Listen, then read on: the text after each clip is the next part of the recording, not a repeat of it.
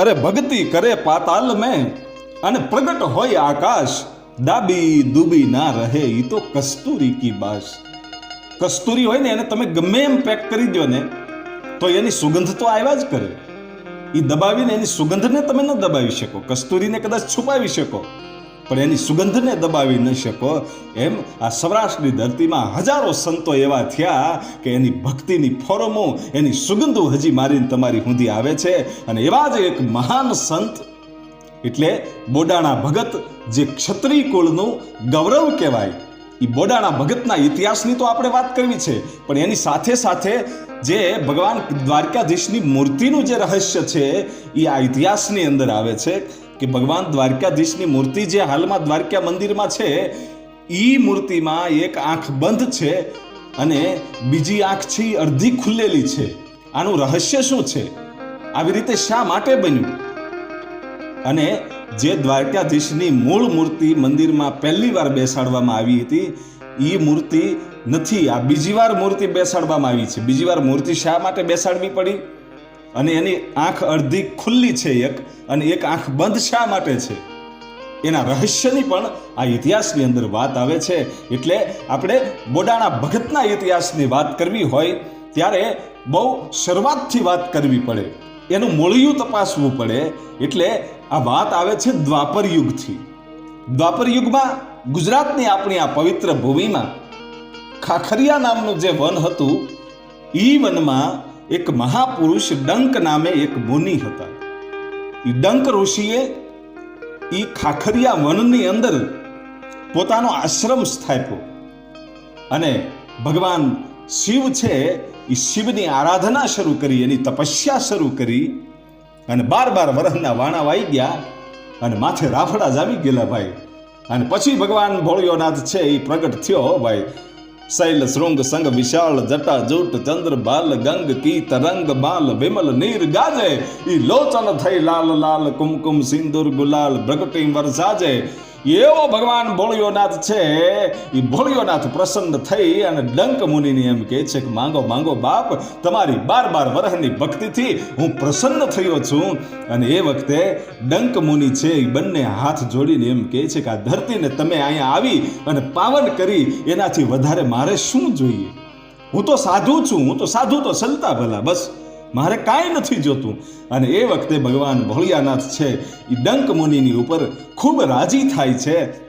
અને ભગવાન ભોળિયાનાથે ડંક મુનિને આ ખાખરિયા વનની માલપા એમ કહેવાય છે કે આશીર્વાદ આપ્યા અને એટલું કીધું કે જાઓ, હું તમારી ઉપર એટલો રાજી છું કે તમે કાંઈ નથી માંગ્યું, તમારી કોઈ ભાવના નથી માંગવાની, માત્ર ને માત્ર તમારે મારી ભક્તિ કરવી છે. એટલે હું મારી ભક્તિ તો તમને આપું જ છું, પણ યુગો યુગો સુધી તમારું નામ છે એ અમર રહેશે, હું વચન આપું છું. અને તમારા નામથી મારી શિવલિંગ પૂજાશે. અને આ ભગવાન સાક્ષાત નારાયણ છે એ કૃષ્ણ રૂપે અહીંયા પધારશે, તમારા આશ્રમે પધારશે. અને એ આશીર્વાદ દઈ અને ભગવાન શિવ છે એ અદૃશ્ય થાય છે. અને પછી તો ડંક મુનિએ એમ કહેવાય છે કે ખૂબ જ તપસ્યા કરી, ભજન ભાવ કર્યું, પશુ પક્ષીઓ અને માનવની સેવા કરી. અને ત્યારબાદ એકવાર એને એમ લાગ્યું કે આ પશુ પક્ષીઓ અને માનવીઓ જે આવતા જતા વટેમાર્ગો છે, એના માટે આ વનની અંદર મારે પાણીની કંઈક સુવિધા કરવી જોઈએ. એટલે પોતાની તપસ્યા દ્વારા એક નાનકડો એવો કુંડ બનાવવામાં આવ્યો. અને એ કુંડ બનાવ્યો અને પછી એ કુંડને એમ કહેવાય છે કે પોતાની તપસ્યાથી પાણીથી ભર્યો. અને પછી તો હજારો પશુ પક્ષીઓ છે અને આવતા જાતા જે વટેમાર્ગુ માણસો છે એ ત્યાં પાણી પીવે. એમ કરતા કરતા કરતા ડંક મુનિ તો ચાલ્યા ગયા, એ તો ભગવાનના લોકમાં પણ વયા ગયા, પણ આ કુંડ અમર રહી ગયો, એનો આશ્રમ રહી ગયો. અને સમય જાતા એ કુંડ જે હતો એને કાંઠે આ જે ઝૂંપડી હતી. એટલે લોકોએ વિચાર કર્યો કે જે આ કુંડ છે એ ડંક મુનિનો છે, આ વન છે ખાખરિયું વન એ ડંક મુનિનું છે. એટલે આપણે આ ડંક મુનિને ભૂલી ન જઈએ કારણ કે એણે તો અહીંયા વનની અંદર પાણીની સુવિધા કરી દીધી છે. આપણાથી એને ભૂલાય કેમ? એટલે એના નામે આપણે એક નગરનો વસવાટ કરીએ કે અહીંયા નગર તો વસવાટ થઈ નહીં શકે, આ તો વન છે. કે કાંઈ વાંધો નહીં, પણ આ વનનું નામ છે ને બદલી નાખો. એ ખાખરિયા વનમાંથી ડંકપુર તરીકે એ નામ રાખવામાં આવ્યું અને ત્યાં થોડાક લોકોએ વસવાટ કર્યો અને ડંકપુર તરીકે એમ કહેવાય છે કે નામ રાખ્યું. અને જે ખાખરિયું વન છે એમાંથી ડંકપુર થયું અને સમય જતા એ ડંકપુરનું ડાકોર થયું. એ હાલનું જે ડાકોરનો ઠાકોર આપણો સાક્ષાત બિરાજે છે એ જ ડાકોર. અને એ ડાકોરમાં એમ કહેવાય છે કે હજી જ્યારે ડંકપુર હતું એ વખતે ભગવાન કૃષ્ણ અને ભીમ એ બંને આ વનમાંથી, ખાખરિયા વનમાંથી, ડંકપુરમાંથી નીકળવું અને જ્યારે આ ડંક મુનિનો જે કુંડ હતો એ કુંડ જોયો અને ભીમે પાણી પીધું ને પોતાની તરસ છીપી. એટલે એમ લાગ્યું કે આ જે કુંડ છે ને આ કુંડ મોટો હોવો જોઈએ. આ જે ડંક મુનિ આ કુંડ બનાવ્યો છે ને એ બહુ ભાગ્યશાળી છે કે આપણને આ મુનિનું પાણી પીવા માટે મળ્યું છે, પણ આ કુંડને હવે મોટો બનાવવો છે કે અહીંયા જે હજારો પશુ પક્ષીઓ પાણી પીવે છે એની સંખ્યા વધે. એટલા માટે ભગવાન કૃષ્ણ અને ભીમ બંનેએ થઈ, લોકવાયકા એમ કહે છે કે ભગવાન કૃષ્ણ અને ભીમે બંનેએ થઈ અને એ કુંડ છે એ બહુ મોટો બનાવ્યો હતો. અને લોકવાયકા તો એમ કહે છે કે 999 વીઘામાં આ કુંડ બનાવવામાં આવ્યો હતો. એટલે બહુ વિશાળ કુંડ થયો. અને પછી ભગવાન કૃષ્ણએ જે વરદાન આપ્યું હતું ભગવાન ભોળિયાનાથે કે ભગવાન કૃષ્ણ આ જગ્યાએ આવશે, એ વરદાન પણ ડંક મુનિનું પૂરું થયું. અને સમય જતા એ ડંકપુરમાંથી ડાકોર થયું અને એ ડાકોરમાં ક્ષત્રિય કુટુંબ બોડાણા રાજપૂત, અને બોડાણા રાજપૂતમાં વીરસિંહજી થયા અને વીરસિંહજીના લગ્ન રતનબા સાથે થયા. અને બંને જણાનું એ પવિત્ર જીવન છે અને ભગવાન દ્વારકાધીશના ભગત છે. અને દર પૂનમ દ્વારકામાં જાય અને ભગવાન કૃષ્ણની આરાધના કરે.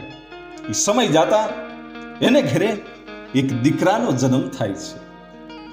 અને દીકરાના પિતા વીરસિંહજી અને માતા રતનબાઈ, અને એને કુખે જે દીકરાનો જન્મ થયો એનું નામ વિજયસિંહજી રાખવામાં આવ્યું. અને વિજયસિંહજી એ જ આપણા બોડાણા ભગત. અને એ બોડાણા ભગતનો ઇતિહાસની જ્યારે વાત કરવી હોય ત્યારે ડાકોર છે ને, ડાકોર ગુજરાતના ખેડા જિલ્લાના જે ઠાસરા તાલુકો છે ત્યાં આ ડાકોર આવેલું છે. અને ભગવાન કૃષ્ણનું જબરજસ્ત મંદિર છે. એ ડાકોરનો ઠાકોર કહેવાય છે. અને એમ કહેવાય છે કે પિતા વીરસિંહજી અને માતા રતનબાના સાથે એમ કહેવાય છે કે ધીમે ધીમે વિજયસિંહજી આપણો બોડાણો ભગત છે એ મોટો થતો જાય.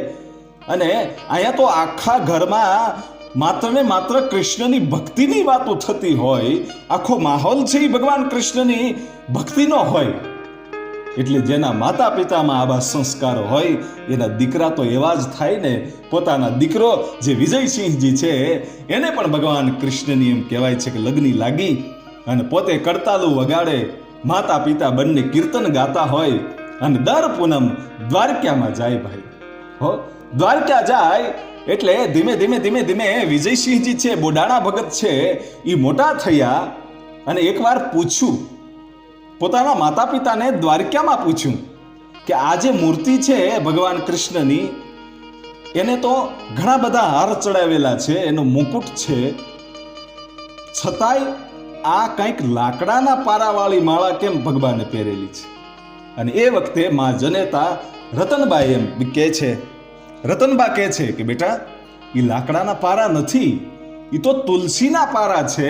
અને એ તુલસીના પારા છે ને એ ભગવાન કૃષ્ણને બહુ વાલા છે. એટલે તુલસીના પારાની જે માળા છે ને એ ભગવાન કૃષ્ણએ પહેરેલી છે. આ લાકડાની માળા નથી, આ તો તુલસીની માળા છે. એમ કે તુલસીની માળા બહુ પસંદ છે કે હા.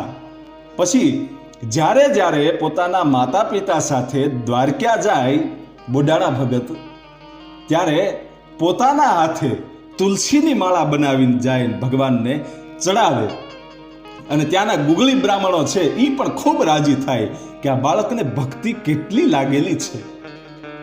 એમ કરતા કરતા કરતા સમય જતા વિજયસિંહજી એટલે કે આપણા બોડાણા ભગત યુવાન થયા. માતા પિતાએ એના લગ્ન પણ કરાવ્યા, અને પછી તો એમ કહેવાય છે કે એમના પત્ની ગંગાબાઈ એ પણ એટલા બધા ભક્તિમય જીવન જીવે, અને સાસુ સસરા અને પોતાના પતિની સાથે દ્વારકામાં યાત્રાએ જાય. પણ સમય જતા બોડાણા ભગતના માતા પિતા છે એ સ્વર્ગવાસ થાય છે, અને પછી જે રીતે માતા અને પિતા દ્વારકામાં ભગવાન કૃષ્ણના દર્શન કરવા માટે જાતા, એવી જ રીતે બોડાણા ભગત અને એમના પત્ની ગંગાબા એ બંને જણા ચાલીને દ્વારકા જાય, અને પછી પોતાને તુલસીની માળા ઘરે બનાવી અને લઈ જતા, અને પછી નક્કી કર્યું કે ભગવાન કૃષ્ણને તુલસીની માળા એટલી બધી પ્રિય છે, એટલે હવે એવું નક્કી કરવું છે કે તુલસીનો છોડ જે હોય છે, આપણી હાથે રોપેલો જે છોડ છે એને મોટો કરીએ, અને દર વર્ષે એકવાર આપણે એ તુલસીનો ક્યારો જે હોય છે એ લઈ અને દ્વારકા જઈએ, અને મંદિરમાં બેઠા બેઠા એ તુલસીની માળા બનાવી અને પછી ભગવાન કૃષ્ણને પહેરાવીએ. આવું નક્કી કર્યું, અને બંને જણા છે એ ચાલીને જાય. 2.5 મહિને ડાકોરથી દ્વારકા પહોંચે. ડાકોરથી દ્વારકા 2.5 મહિને પહોંચે, અને પછી પોતે આરામ પણ કરે, પછી જે તુલસીનો ક્યારો પોતે રોપેલો હોય એ તુલસી લઈ જાય, અને પછી ત્યાં બેઠા બેઠા એ તુલસીના પારા બનાવે અને તુલસીની માળા બનાવીને ભગવાન કૃષ્ણને પહેરાવે. એમ કરતા કરતા કરતા પોતાની 20 વર્ષની જ્યારે ઉંમર હતી ત્યારથી આ યાત્રા શરૂ થઈ હતી, પણ સમય જતા પોતાની 91 વર્ષની ઉંમર થઈ છે. હવે વિચારજો, 20 વર્ષની ઉંમર હતી ત્યારથી 91 વર્ષની ઉંમર થઈ ત્યાં સુધી પોતે પગપાળા જઈ, બંને જણા પગપાળા જાય અને એ મંદિરમાં જઈ અને તુલસી જે હોય છે એ તુલસીના પારા બનાવી અને તુલસીની માળા ભગવાન કૃષ્ણને એમ કહેવાય છે પહેરાવે ને આખું વર્ષ છે એ ભક્તિમય જીવન જીવે. પણ હવે તો ચાંદીના પતરા જેવા વાળ થઈ ગયા છે ભાઈ, ગઢપણ આવી ગયું છે બોડાણા ભગતનું. ભક્તિ કરતા કરતા દર વર્ષે ભગવાન દ્વારકાધીશની યાત્રાએ જઈને માળા ચડાવે, પણ 91 વર્ષની ઉંમર થઈ ગઈ, ચાલીને ગયા છે, અને પછી એવું લાગ્યું કે હું 71 વખત અહીંયા હાલીને આવ્યો છું દ્વારકાની ધરતીમાં. મારા જીવનમાં 71 વખત હું ભગવાન કૃષ્ણની દ્વારકા નગરીમાં ભગવાનના દર્શન કરવા માટે આવ્યો છું, અને મેં માળાઓ ચડાવી છે. પણ હવે એવું લાગે છે કે હવે પૂરું થઈ ગયું, હવે હું હાલી નહીં શકું. એટલે ભગવાન કૃષ્ણને પ્રાર્થના કરે છે. જોજો, બોડાણો ભગત છે એ પ્રાર્થના કરે છે કે હે બાપ, હવે તો આ 91 વર્ષની ઉંમર થઈ છે, અને 71 વખત તારા ધામમાં હું આવ્યો છું, પણ હવે નહીં આવી શકું બાપ, હવે હું હાલીને નહીં આવી શકું, હવે હું કદાચ ન આવું ને તો મારો ધોખો ન કરતો બાપ. જોજો, ભગવાન કૃષ્ણને પ્રાર્થના કરીને એમ કહે છે કે હવે કદાચ હું નહીં આવી શકું, કારણ કે ગઢપણ આવી ગયું છે, હાથ ધ્રુજે છે, અને ડાકોરથી ચાલીને અહીં સુધી હવે આ ઉંમરે કેમ પહોંચવું. 91 વર્ષની ઉંમરે ઈ ધોળા વાળ તો થઈ ગયા છે, પણ પાપણ્યું પણ એટલી મોટી થઈ ગઈ છે, પાપણી ધોળી થઈ ગઈ. ભગવાન કૃષ્ણને પ્રાર્થના કરી અને પછી બોડાણો ભગત છે એ સામે જે નાનકડો એવો બગીચો હતો ત્યાં જઈ અને ગંગાબાન બંને એમ કહેવાય છે કે આરામ કરે છે. અને અડધી રાતનું ટાણું થયું એ વખતે એમ કહેવાય છે કે ભગવાન સાક્ષાત દ્વારકાધીશ ભગવાન કૃષ્ણ છે ઈ બોડાણા ભગતના સપનામાં આવે છે. અને સપનામાં આવ્યા અને કીધું કે ભગત, ભલે તમે ચાલીને ના આવી શકો, પણ તમારે આવવું તો પડશે જ, છેલ્લી વાર આવવું પડશે. હે કે હા છેલ્લી વાર તમે આવો, પણ ચાલીને ન આવતા, તમે ચાલી નહીં શકો, પણ બળદગાડું લઈને આવજો અને પછી તમારે ક્યારેય દ્વારકામાં ધક્કો નહીં રહે, કારણ કે હું તમારી સાથે આવીશ. તમે મારી મૂર્તિને લઈ લેજો, હું જ્યારે કહું ત્યારે હું તમારા ગાડામાં બેસી જઈશ, તમે બળદગાડું લઈ અને આવતા વર્ષે આવજો અને હું તમારી સાથે ડાકોર આવીશ. જોજો, એ પહેલા ડાકોરમાં ભગવાન કૃષ્ણનું મંદિર હતું જ નહીં, પણ અહીંયા ભગવાન કૃષ્ણએ દ્વારકામાં જ્યાં બોડાણો ભગત હૂતો છે એના સપને જઈને કીધું કે આવતા વર્ષે બળદગાડું લઈને આવજો અને હું તમારી સાથે આવીશ, એટલે તમારે અહીંયા દ્વારકા આવવાનો ધક્કો ન રહે. વિચાર તો કરો કે ભગતને માટે ભગવાન કેટલું કરે છે કે પોતે એના ગામમાં જવા માટે તૈયાર થઈ ગયા. ભક્ત નરસૈયાને તો 52 વાર ભગવાન આવીને કામ કરી ગયા છે, કારણ કે એની પાસે વિશ્વાસ એટલો હતો, ભક્તિ એવી હતી. અને બોડાણો ભગત જાગી ગયો ભાઈ, અને નક્કી કર્યું કે કદાચ મારી ભ્રમણા હશે. હું એવા વિચાર કરતો હતો કે હવે આવી નહીં શકું ચાલીને, એટલે આવું સપનું આવ્યું હશે. એ વિચાર કરતા કરતા જ્યારે થાક ઉતર્યો, થોડાક દિવસ રોકાણા દ્વારકામાં, પછી પોતાના ઘરે જાય છે. પાછા ચાલીને પોતાના ઘરે જાય, 3 મહિને પહોંચે. અને પછી જ્યારે આવતું વર્ષ આવ્યું ત્યારે પોતાના પત્ની ગંગાબાને એમ કહે છે કે મને આવું સપનું આવ્યું હતું, પણ કદાચ મને ભ્રમણા હશે, શું કરવું, શું નિર્ણય લેવો. અને એ વખતે માં ગંગાબા છે એ એમ કહે છે કે ભગત જાઓ તો ખરા,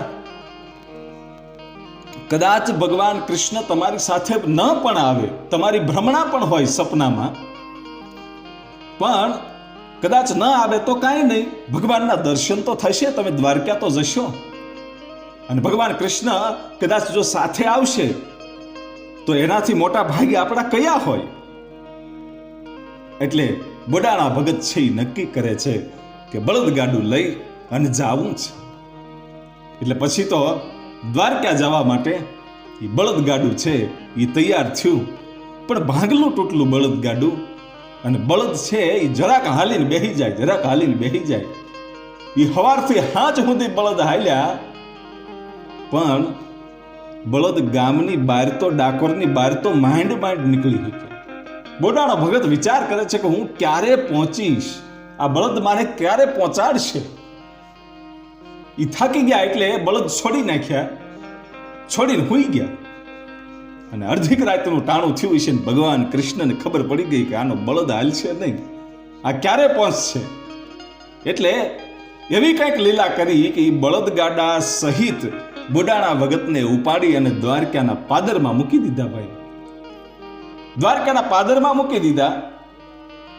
અને સવારે જ્યારે જાગે છે બોડાણો ભગત, ત્યારે જોવે છે કે આ ધરતી જે જગ્યાએ હું હૂતો તો એ તો લાગતી નથી. કોઈ વટે માર્ગું નીકળ્યું તો એને પૂછ્યું કે બાપા આ કઈ દશ છે, કે આ તો દ્વારકા નગરી આવી ગઈ છે, ભગવાન કૃષ્ણની દ્વારકાધીશની નગરી આવી ગઈ છે. એમ કે હા, પણ પોતાને નવાઈ ન લાગી. શું કામ ખબર? એને ખબર હતી કે ભક્તોના કામ કરવા માટે મારો અખિલ બ્રહ્માંડનો માલિક દ્વારકાધીશ આ ઠાકર આવે જ, અને મારા બળદ નહોતા હાલતા એટલે મને અહીંયા સુધી પહોંચાડી દીધો છે. એટલે એને નવાઈ ન લાગી, એને ખબર હતી કે ભગવાન તો કામ કરવા આવે જ.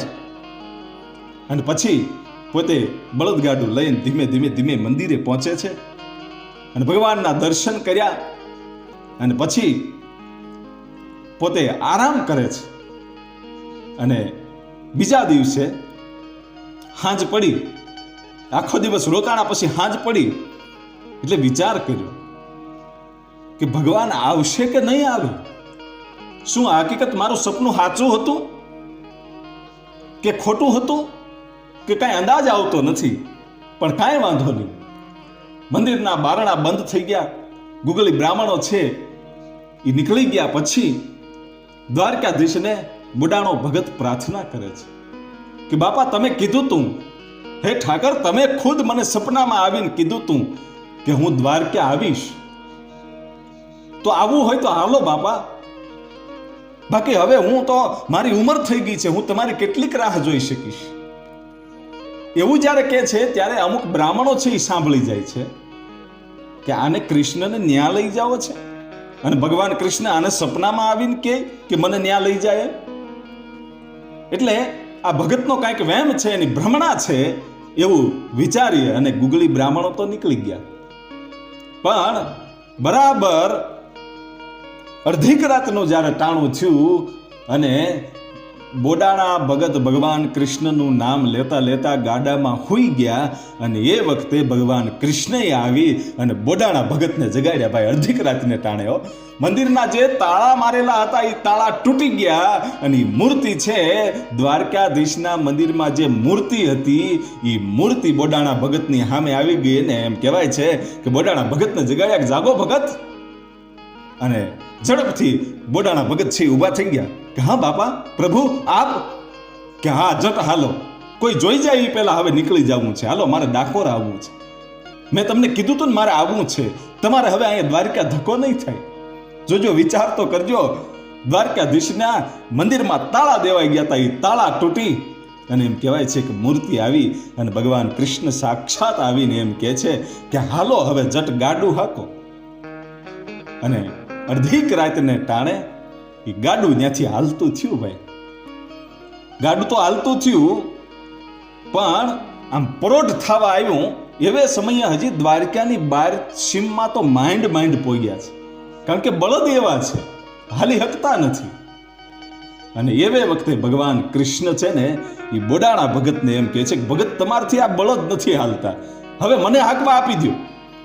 હે કે મને આપી દો. અરે કે બાપા તમે ભગવાન કહેવાય, મારા નાથ, મારાથી તમને કેમ ગાડું સોંપાય? કે ભલા માણા અર્જુનનો રથે મેં હાંક્યો તો મને હાંકતા આવડે છે. અને બોડાણા ભગતને એમ કહેવાય છે ગાડામાં બેહાડ્યા ને ભગવાન કૃષ્ણ છે ઈ ગાડું હાંકવા માટે બળદને ડસકારો કર્યો, અને પવન વેગે જેમ ગાડું હાલે એવું ગાડું હાલ્યું ભાઈઓ. પ્રભાતનો સવારનો પોર થવામાં છે અને એવું ગાડું હાલ્યું કે દ્વારકાધીશની ઉપર ભરોસો મૂકીને બોડાણો ભગત તો ગાડામાં હુઈ ગયો તો ભાઈ. એને તો ઊંઘ આવી ગઈ હતી, કારણ કે જેનું ગાડું અખિલ બ્રહ્માંડનો નાથ હાંકતો હોય, ભગવાન કૃષ્ણ હાંકતો હોય, એને પછી બીજી દુનિયાની હું બળતરા હોય ભાઈ. એને હેની બીક હોય, હરી તું ગાડું મારું ક્યાં લઈ જાય કાંઈ ન જાણું, તું જ્યાં લઈ જા ત્યાં જાવું છે બાપ. ઈ એની ઉપર વિશ્વાસ રાખીને બોડાણો ભગત હોઈ ગયેલા, અને ઈ બળદ ગાડું છે ઈ ઘરા કરતું ઈ તો પછી આકાશ માર્ગે ઉડીને હાલ્યું હું છે. અને હજી તો સવારના સૂરજના કિરણો ફૂટે ન ફૂટે એ પહેલા એક લીમડાની નીચે આવી અને ગાડું ઊભું રહ્યું, અને લીમડાની ડાળ પકડી ભાઈ ભગવાન કૃષ્ણએ. એ ભગવાન કૃષ્ણએ લીમડાની ડાળ પકડી અને બોડાણા ભગતને જગાડ્યા, અને બોડાણા ભગતને કીધું લ્યો ભગત હવે તો સવાર પડી ગયું છે, જાગો અને લ્યો આ દાતણ કરી લ્યો. હે કે આ દાતણ કરી લ્યો. અને બોડાણા ભગત છે એ દાતણ કરે છે. દાતણ કરતા કરતા ભગવાન કૃષ્ણ છે ઈ એમ પૂછે છે બોડાણા ભગતને કે ભગત આ કયું ગામ છે? અને ચારે બાજુ દશમાં નજર કરી અને કીધું પ્રભુ આ તો ઉમરેઠ આવી ગયો, હવે તો અહીંથી 2 ડગલા છે ડાકોર, હવે આઘું નથી. એમ કે હા. અને જે લીમડાનું દાંતણ ભગવાન કૃષ્ણએ એ કાપી અને બોડાણા ભગતને આપ્યું હતું એ ઉમરેઠમાં આજે પણ એ લીમડાની એક ડાળ છે એ મીઠી છે. જે દાંતણ ભગવાન કૃષ્ણએ કાપ્યું હતું એ ડાળ મીઠી છે. અને ઉમરેઠથી પછી ભગવાન કૃષ્ણએ કીધું કે લ્યો ભગત હવે તમે ગાડું હાકી લ્યો. હે કે હા. અને પછી બોડાણા ભગત છે એ પોતે ગાડું હાંકવા માટે આવે છે ને અંદર મૂર્તિ સ્વરૂપે ભગવાન કૃષ્ણ બેસી જાય છે. અને અહીંયા ગુગળી બ્રાહ્મણો છે જ્યારે રાજભોગ સડાવવાનો સમય થયો સવારે અને જોયું કે મૂર્તિ નથી અંદર, તાળા તૂટી ગયા છે, એટલે ખબર પડી ગઈ કે ઓલો બોડાણો ભગત છે એ જ મૂર્તિને લઈ ગયો હોય. કારણ કે એ અહીંયા કકળાટ કરતો હતો ભગવાનની સામે, તમે ડાકોર આવવાનું કહેતા હતા, કઈ ભગવાન થોડા એમ જાય.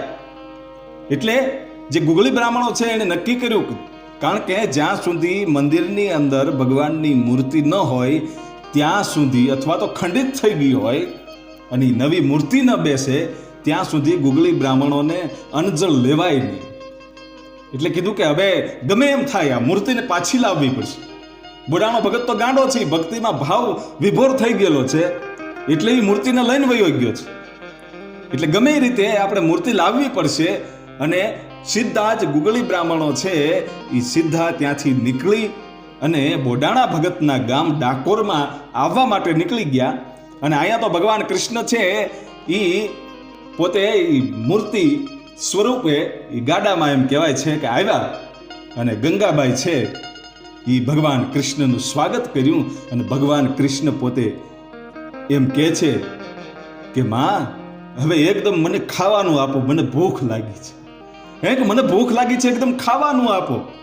અને એ વખતે બા ગંગાબાઈ છે એ મીઠું મીઠું એને એમ કહેવાય છે કે 32 ભાતના ભોજન ખવડાવ્યા હશે. અને ભગવાન કૃષ્ણએ એની ઘરે જમ્યા હશે. તો વિચાર તો કરજો કે એ વખતે દ્રશ્ય કેવું હશે. અને પછી ખબર પડી કે જે ગુગળી બ્રાહ્મણો છે એ આવ્યા છે. અને જ્યારે ભગવાન કૃષ્ણ છે એ અડધી રાતે આ બળદગાડું લઈ અને દ્વારકાથી નીકળ્યા હતા, ત્યારે જે બોડાણા ભગત છે એને કીધું તું કે જળની જારી જે તમારી પાસે છે ને એ ગોમતીમાંથી ભરી લો, એ કામ લાગશે. એટલે એ જળની જારી છે એ ભરેલી. અને પછી ખબર પડી કે ગુગળી બ્રાહ્મણો છે એ મૂર્તિ લેવા માટે અહીંયા પહોંચ્યા છે. એટલે ભગવાન કૃષ્ણની મૂર્તિ લઈ અને બોડાણા ભગત અને ગંગાબા એ જે આ કુંડ છે, જે ડંક મુનિનો કુંડ છે, અને ભગવાન કૃષ્ણ અને ભીમે જે મોટો કુંડ બનાવ્યો હતો એ કુંડે જાય છે. અને એ કુંડમાં ભગવાન કૃષ્ણ છે એ એમ કહે છે કે જે ગોમતીનું પાણી છે એ આ કુંડની અંદર નાખી દો. અને કુંડની અંદર પાણી નાખ્યું એટલે એને ગોમતી કુંડ કહેવામાં આવ્યો. અને ગોમતી કુંડ આજે પણ છે. અને પછી બોડાણા ભગતને એમ લાગ્યું કે આ ભગવાન કૃષ્ણની મૂર્તિ છે એ આ લોકો લઈ જશે, ગુગળી બ્રાહ્મણો.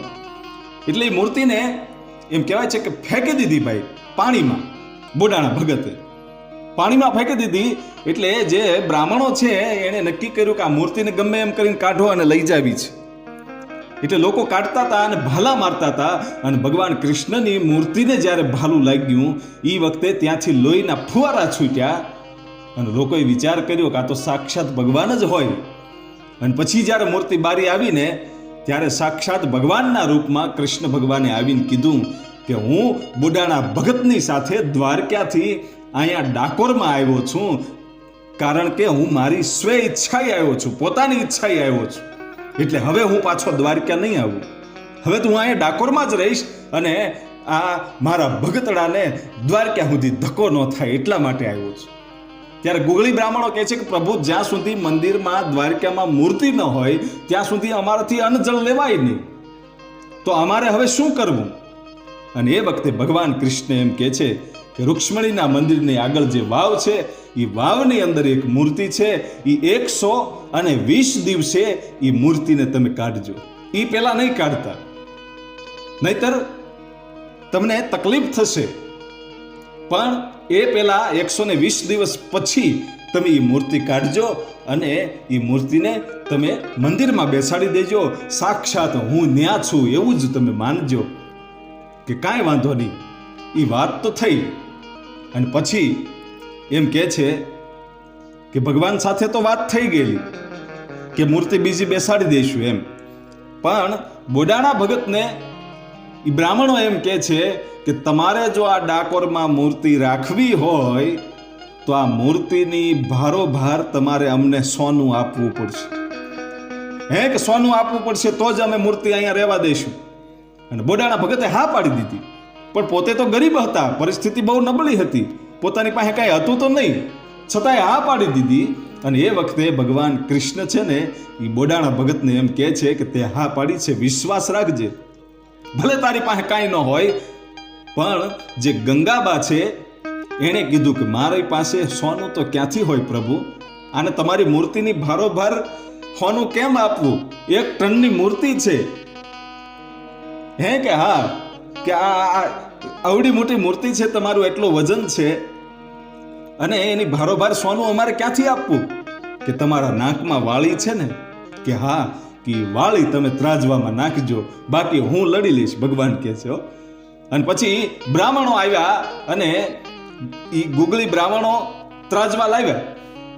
અને ભગવાન કૃષ્ણની મૂર્તિ એક બાજુ મૂકી અને એક બાજુ એમ કહેવાય છે કે જે નાકની વાળી હતી ગંગાબાની, એ વાળી ત્રાજવામાં જ્યારે મૂકવામાં આવી ને ત્યારે ભગવાન કૃષ્ણની મૂર્તિ કરતા વધારે વજન એ વાળીમાં થયો હતો ભાઈ. હો એટલે જ ગવાય છે કે પ્રભુ તમે તુલસીના પાંદડે તોળાણા.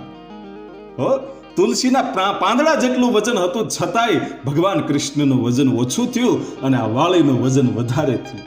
એ વાળી લઈ અને ગુગળી બ્રાહ્મણો છે એ નીકળી તો ગયા, પણ હવે અહીંયા વાત આવે છે કે ભગવાન કૃષ્ણની આંખો બંધ કેમ છે, એક અડધી આંખ ખુલ્લી કેમ છે, અડધી બંધ ને અડધી ખુલ્લી કેમ છે. હવે એ વાત આવે છે કે બ્રાહ્મણોએ 3 દિવસ સુધી વાટ જોઈ, પણ ભૂખ્યા તરસ્યા રહેવાનું નહીં, કરવું શું? એટલે કીધું કે હવે 120 દિવસ સુધી વાટ જોવાય એવું નથી. અને વેરાવળથી ખારવાઓને બોલાવી અને એ વાવમાંથી ભગવાન કૃષ્ણની મૂર્તિ કાઢવામાં આવી. ભગવાન કૃષ્ણએ 120 દિવસ કીધા હતા, પણ આ 3 જ દિવસની અંદર આ મૂર્તિ જ્યારે બહાર કાઢવામાં આવી ત્યારે પરિપૂર્ણ મૂર્તિ ન હતી. એક આંખ બંધ હતી અને બીજી બરાબર અડધી જ હજી ખુલ્લી હતી, બીજી આખી તો ખુલવાની બાકી હતી. 120 દિવસે એ મૂર્તિ પરિપૂર્ણ થાય એમ હતી, પણ એ પરિપૂર્ણ થયા પહેલા એ મૂર્તિને બહાર કાઢવામાં આવી. એટલે એક આંખ બંધ અને બીજી આંખ છે એ અડધી ખુલ્લી રહી ગઈ. અને તમે જાઓ ત્યારે ભગવાનના દર્શન કરજો. જમણી આંખ છે એ બંધ છે અને ડાબી આંખ છે ને એ અડધી ખુલ્લી છે. એ ભગવાનની મૂર્તિ છે. પછી દ્વારકાધીશના મંદિરમાં બેસાડવામાં આવી. એ આજે પણ એ જ મૂર્તિ છે. અને પહેલી મૂર્તિ જે મંદિર બનાવ્યા પછી જે મૂર્તિ હતી એ મૂર્તિ આજે ડાકોરમાં છે. અને આજે પણ ભગવાન દ્વારકાધીશના દર્શન, ડાકોરનો ઠાકોર કહેવાય અને દ્વારકામાં દ્વારકાધીશ કહેવાય. એ દ્વારકાધીશ માંગો 20 અને આપે 30, એ આપણો દ્વારકાધીશ. અને આવા બોડાણા ભગતને આપણે હજારો વંદન કરીએ કે ડાકોરમાં ભગવાનને સાક્ષાત આવવું તો પડ્યું, પણ બોડાણા ભગતનું ગાડુંય હાંકવું પડ્યું. અને પછી એમ કહેવાય છે કે બોડાણા ભગત છે જ્યાં સુધી જીવ્યા ત્યાં સુધી ડાકોરમાં જ્યાં ભગવાન કૃષ્ણની મૂર્તિ હતી ત્યાં જઈ અને દર્શન કર્યા અને આખા ડાકોરને પાવન કર્યું. અત્યારે ડાકોરનો ઠાકોર કહેવાય, દ્વારકાધીશ કહેવાય. એ બોડાણા ભગતને આપણે લાખ લાખ વંદન કરીએ. અને આપણી યુટ્યુબ ચેનલ આઈ મોગલ સ્ટુડિયો મુનકીધાર, લોક સાહિત્યકાર લાખાભાઈ રબારી, આ ચેનલને આપ સબસ્ક્રાઇબ કરજો. આવા નવા ઇતિહાસ આપણી ચેનલમાં આવતા રહેશે. અને આપણી નવી એક યુટ્યુબ ચેનલ છે આઈ મોગલ સ્ટુડિયો સ્ટોરી, આ ચેનલનું નામ છે. અને એ ચેનલની લિંક પણ આ ડિસ્ક્રિપ્શનમાં હશે, તો આપણે એ ચેનલને પણ સબસ્ક્રાઇબ કરજો. એમાં બધી હાસ્ય વાર્તાઓ આવે છે અને લોકકથાઓ છે, લોક વાર્તાઓ છે, એ આપણી આ ચેનલમાં આવે છે. તો આપ બંને ચેનલને સબસ્ક્રાઇબ કરજો. જય દ્વારકાધીશ. અરે ભક્તિ કરે પાતાલ મેં અને પ્રગટ હોય આકાશ.